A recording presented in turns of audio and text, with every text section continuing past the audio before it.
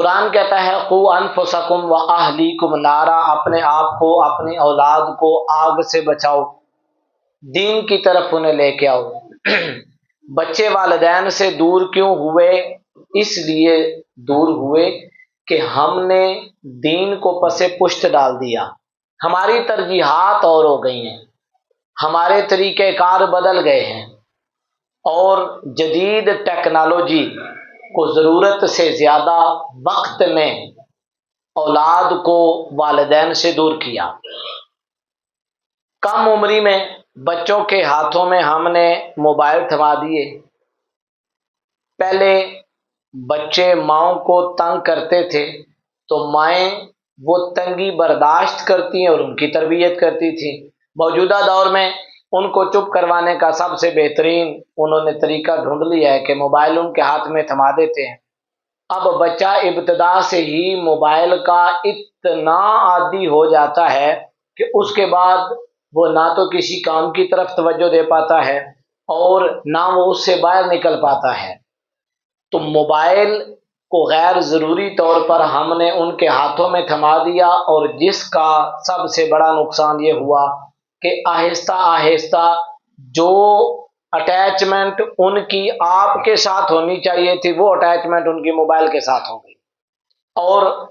والدین کا اپنا رویہ بھی یہی رہا کہ جو وقت بچوں کو دینا تھا، جو وقت بچوں کی تربیت کو دینا تھا، وہ وقت والدین موبائل کو دے رہے ہیں۔ ماں ہے بچوں کے سامنے بیٹھ کر وہ ویڈیوز دیکھ رہی ہے، وہ ٹک ٹاک دیکھ رہی ہے، باپ ہے وہ بچوں کے سامنے بیٹھ کر گیمز کھیل رہا ہے۔ اب جب بچے یہ محسوس کرتے ہیں کہ ہمیں توجہ نہیں دی جا رہی، یا ہم بات کر رہے ہیں تو ہماری بات کی دلچسپی نہیں ان کے پاس، تو پھر بڑے خاموش طریقے سے وہ اپنا ٹائم کہیں اور گزارنے کی کوشش کرتے ہیں اور دور ہوتے چلے جاتے ہیں۔ اب جب بچے چھوٹے ہیں، والدین جوان ہیں، والدین کی اپنی ترجیحات ہیں، اب اس وقت سب سے زیادہ ضرورت آپ کے وقت کی ان بچوں کو ہے، اور وہ وقت ہم بچوں کو نہیں دے پاتے، اور جب بڑھاپے کی عمر آتی ہے تب ہمیں اولاد کی یاد آتی ہے۔ تب تک اولاد نے جو کچھ سیکھنا تھا اور جہاں سے سیکھنا تھا اس نے وہاں سے اٹھا لیا، کہ آپ جوان تھے، وہ بچے تھے، آپ کے پاس وقت نہیں تھا، تو وقت جہاں سے انہیں تھوڑی سی سہولت ملی انہوں نے وقت وہاں پر دے دیا، اور اب آپ بوڑھے ہیں اور وہ جوان ہو چکے ہیں، اب آپ کو ان کے وقت کی ضرورت ہے، اب ان کے پاس وقت نہیں ہے۔ تو ہم نے غیر ضروری کاموں میں اپنے آپ کو اتنا پھنسا لیا کہ بچوں سے ہم دور ہوتے چلے گئے، اور نتیجتاً بچے ہم سے دور ہوتے چلے گئے، اور بسا اوقات بچے والدین سے اس لیے بھی دور ہو جاتے ہیں کہ والدین کا غیر ضروری طور پر سخت رویہ ہوتا ہے۔ دیکھیں ہم مسلمان ہیں، اور ہمارے لیے سب سے بڑی رہنمائی نبی کریم صلی اللہ علیہ وسلم آپ کی زندگی ہے۔ تو آپ علیہ الصلوۃ والسلام نے بچوں سے شفقت کی، محبت فرمائی۔ آپ جب باہر سے تشریف لاتے تھے کسی جنگ سے یا کسی لمبے سفر تھے، تو بچے باہر نکل کر آپ کے ساتھ لپٹ جاتے تھے، آپ بچوں سے پیار فرماتے تھے۔ بسا اوقات صحابہ کرام کہتے کہ یا رسول اللہ یہ کافروں کے بچے ہیں، تو حضور فرماتے یہ بچے ہیں۔ بچوں کے ساتھ اتنی اٹیچمنٹ، اور حضرت انس بن مالک رضی اللہ تعالیٰ عنہ آپ فرماتے ہیں میں 10 سال حضور کے زیر تربیت رہا، اور کتنے ہی کام مجھ سے دائیں بائیں ہو جاتے تھے، 10 سالوں میں ایک موقع بھی ایسا نہیں آیا کہ نبی کریم علیہ الصلوۃ والسلام نے مجھے مارا ہو یا میرے ساتھ سختی کا رویہ رکھا ہو۔ لیکن ہمارا غیر ضروری طور پر سخت رویہ ہم سے بچوں کو دور کر دیتا ہے، اور جب بچے دور ہو جاتے ہیں اس کے بعد ہم محسوس کرتے ہیں، کبھی مولوی صاحب کے پاس جاتے ہیں، کبھی پیر صاحب کے پاس، کبھی حکیم صاحب کے پاس، کبھی ڈاکٹر صاحب کے پاس، کہ بچے ہماری بات نہیں سن رہے۔ بھئی آپ نے اپنے دل کو پتھر بنا لیا، اور اس کا نتیجہ یہ ہوا کہ بچے آپ سے دور ہو گئے۔ اب بچے آپ سے دور ہو گئے تو اب آپ کو خیال آیا کہ بچوں کی میرے ساتھ اٹیچمنٹ ہونی چاہیے تھی، اس لیے اگر غیر ضروری طور پر آپ کا رویہ سخت ہے تو اس رویے کو نرم کریں تاکہ بچے آپ کے ساتھ جڑیں، وگرنہ وہ جو ہی دیکھیں گے آپ کو دیکھ کر وہ بھاگ جائیں گے۔ اور ہمارے مشرقی معاشرے کے اندر باپ کا تصور ایک جلاد کا تصور بنا کر پیش کیا جاتا ہے، جی دادی دادا ہیں وہ بھی باپ کے ڈراوے دیتے ہیں، ماں ہے وہ بھی باپ کے ڈراوے دیتی ہے، بچے کے ذہن کے اندر ایک چیز بیٹھ جاتی ہے کہ پتہ نہیں میرا باپ کوئی دیو ہے، کوئی بلا ہے، کوئی جن ہے جو آئے گا اور مجھے کھا جائے گا۔ تو بچوں کے ذہنوں کے اندر اب وہ ان کی باتوں کو پورا کرنے کے لیے اپنے اوپر ایک سخت رویہ اپنا لیتا ہے، اور بعد میں بچے جو ہی دیکھتے ہیں باپ کو وہ بھاگ جاتے ہیں، اور اس کے بعد ہمیں گلہ ہوتا ہے کہ بچے ہمارے ہم سے دور کیوں ہو رہے ہیں؟ آپ کے غیر ضروری سخت رویے کی وجہ سے بچے آپ سے دور ہو رہے ہیں۔ اور اس میں ایک بہت بڑا جو مسئلہ ہے وہ جنریشن گیپ ہے، والدین اس کو سمجھ نہیں پاتے، نسلوں کا فرق ہے۔ اب ایک شخص وہ ہے جو 50 60 70 80 90 کی دہائی میں پیدا ہوا، ایک بچہ وہ ہے جو 2010 20 میں پیدا ہوا۔ اب یہ دیکھیں کہ کتنا لمبا فاصلہ ہے، نصف صدی کا فاصلہ ہے۔ اس وقت کی اقدار، اس وقت کے ماحول، اس وقت کے رویے، اس وقت کا گھریلو سیٹ اپ، اس وقت کا ماحول بالکل جدا تھا۔ آج دنیا گلوبل ویلیج بن گئی، آج کا مزاج اور بن گیا۔ اب یہ جنریشن کے اندر گیپ آ گیا۔ جو بڑے ہیں وہ یہ چاہتے ہیں کہ جس طرح ہم نے اپنے دور میں زندگی گزاری ہے بچے اسی دور میں زندگی گزاریں۔ اب بچے اس دور میں پیدا نہیں ہوئے، بچوں نے وہ دور دیکھا نہیں، وہ بچے کیسے اس دور میں زندگی گزاریں؟ جب ہم اپنے رویے تبدیل نہیں کرتے، آنے والی نئی چیزوں کا خیر مقدم نہیں کرتے، تو بچے جب دیکھتے ہیں کہ یہ ہر بات پہ ٹوک دیتے ہیں اور یہ اپنی ان قدیم روایات پر ہی کھڑے ہیں اور موجودہ دور کے جو تقاضے ہیں ان کو پورا نہیں کر پاتے، تو اس وقت بچوں کے اندر گیپ آتا ہے۔ دیکھیں آج سے 50 سال پہلے والد کے سامنے نہیں اولاد آتی تھی، والدہ کے سامنے اولاد نہیں آتی تھی، ان کے رویے اور تھے، ان کے انداز اور تھے، ان کے اعتبار اور تھے، کیونکہ وہاں ماحول ایسا تھا اس وقت۔ آج ماحول ایسا نہیں رہا،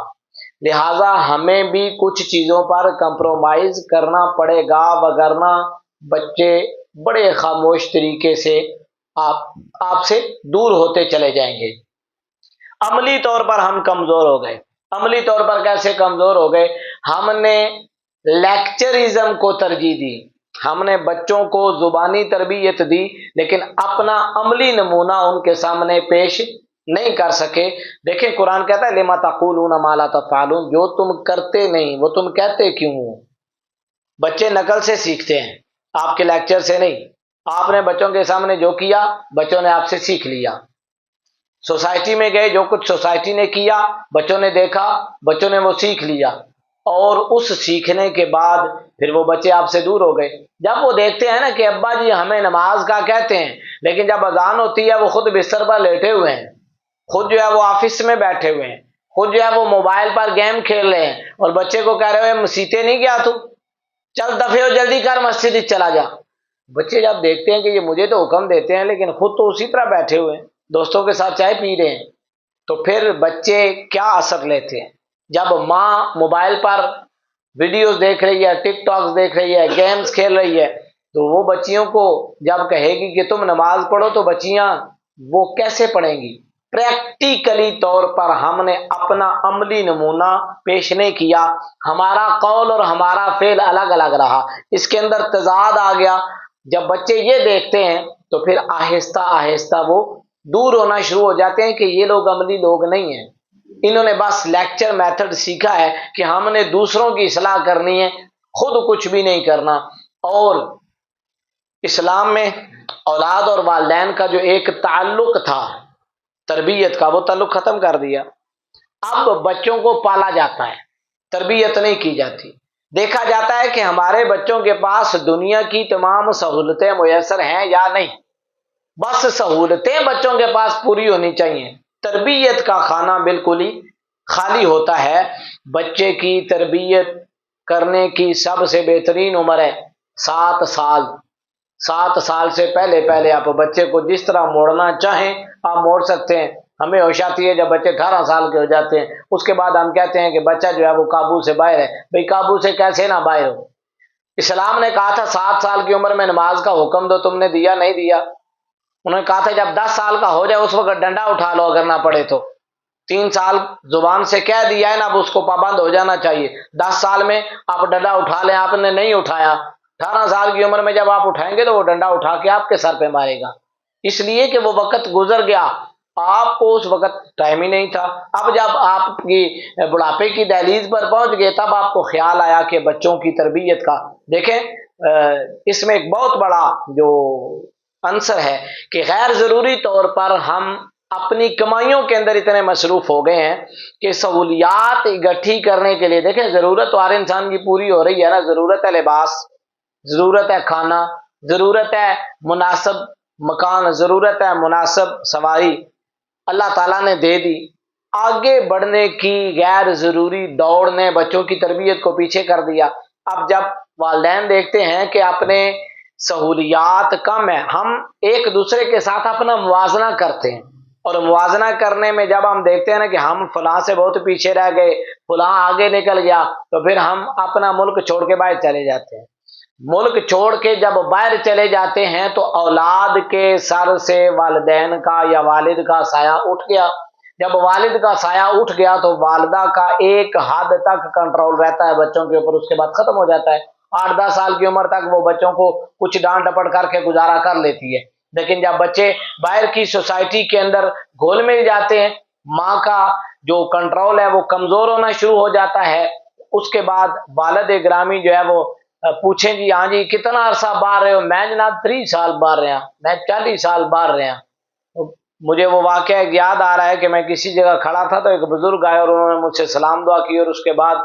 انہوں نے میرا حال احوال پوچھا، آپ کیا کرتے ہیں، کہاں سے ہیں؟ میں نے بتایا، پھر میں نے ان سے پوچھا،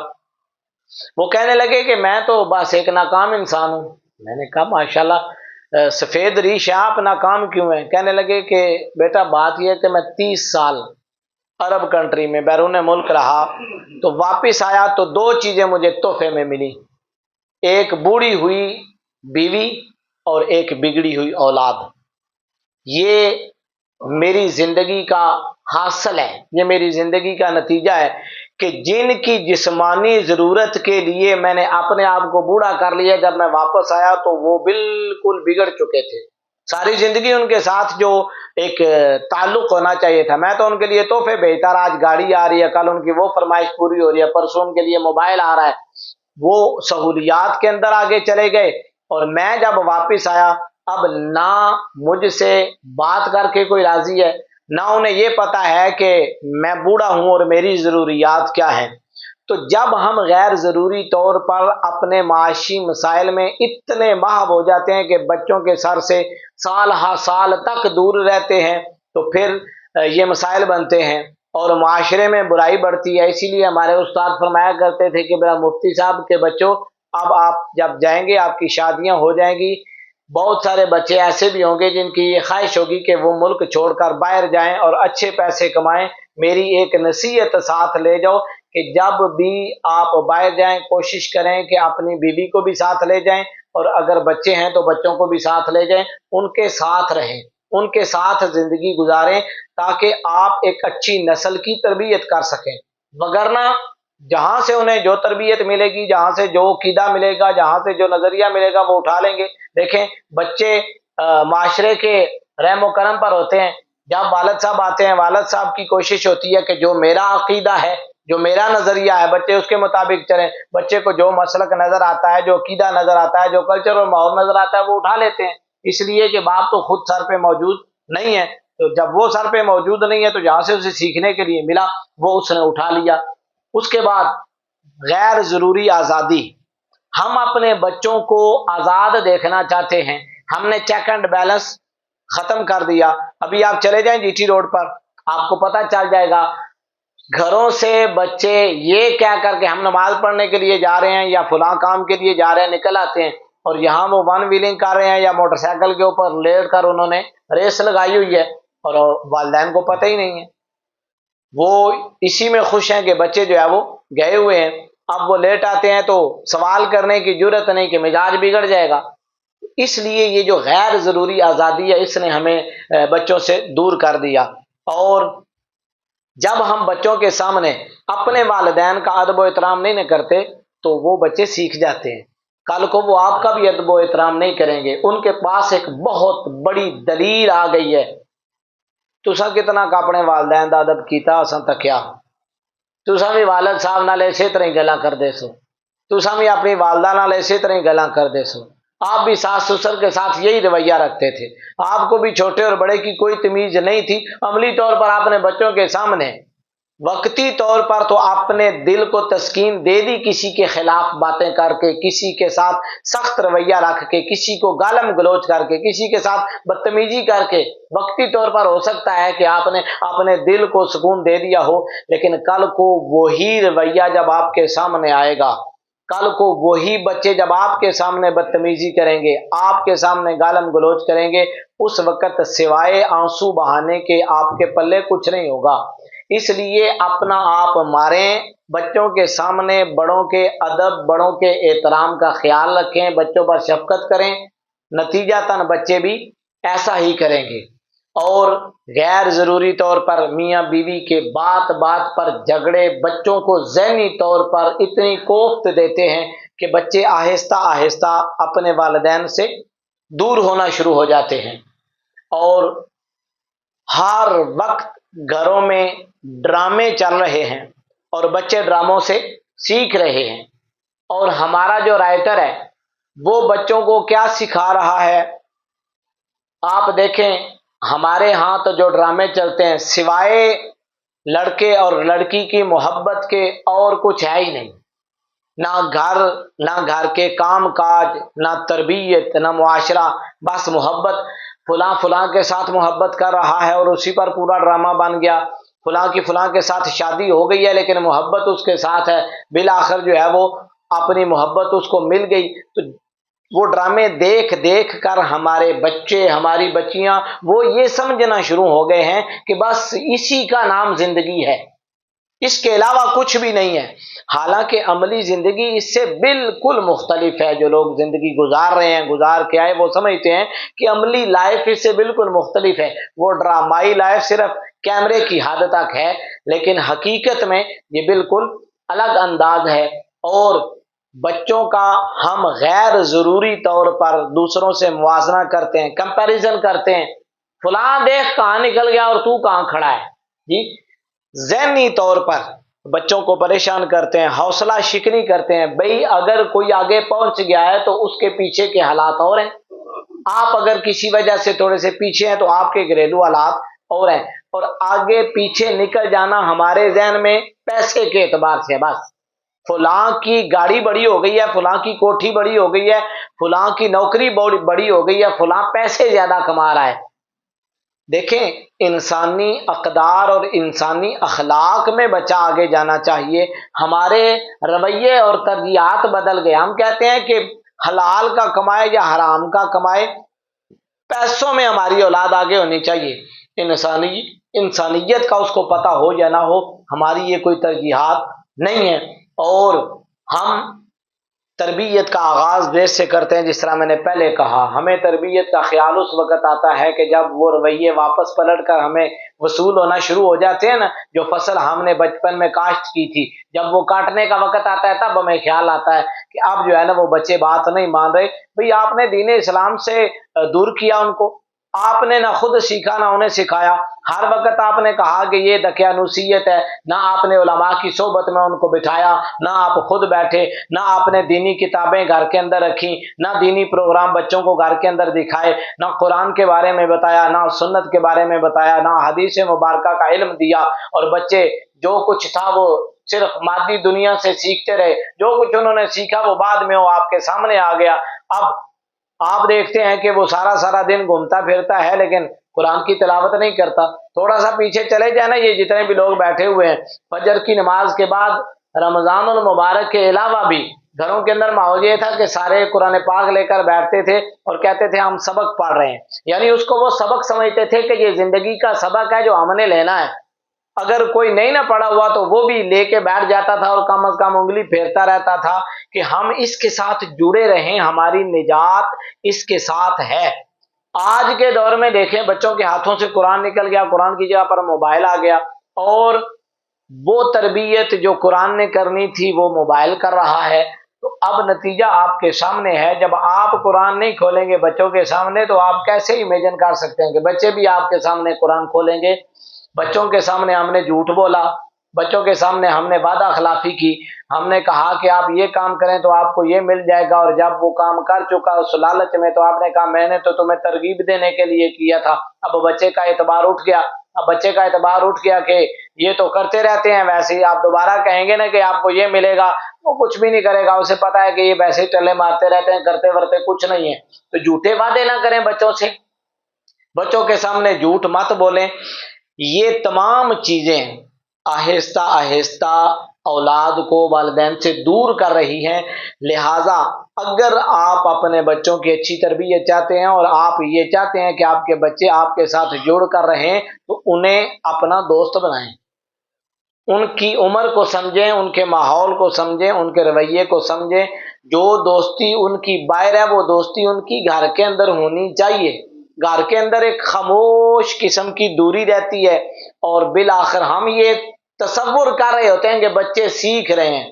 بھئی آپ نے زندگی میں خود ان کو طہارت نہیں سکھائی، بدن کی صفائی تک نہیں آپ نے سکھائی، اور آپ تصور کر کے بیٹھ جاتے ہیں کہ یہ خود بخود سیکھ جائے گا، کچھ بھی نہیں سیکھتا۔ اللہ رب العزت ہمیں